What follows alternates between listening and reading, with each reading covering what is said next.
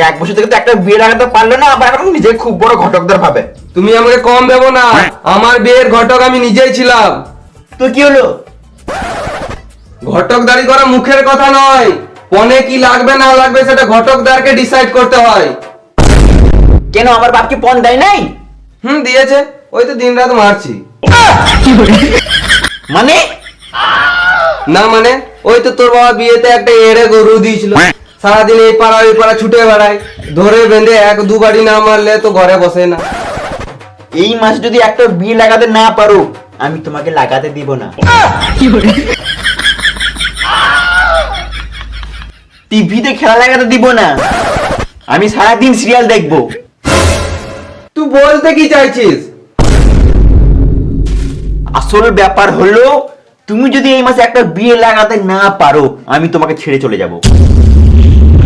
ও, এখন তো ছেড়ে যাবি, আমার ভাতে কি আলোচনা আর ভালো লাগবে? দেখ গা, কেউ হয়তো ভাতে বেগুন পোড়া দিবে। যদি আমি ভুল বলে থাকি তাহলে মার আমাকে এক চড়।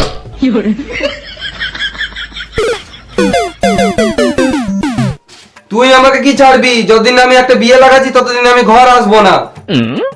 চললাম।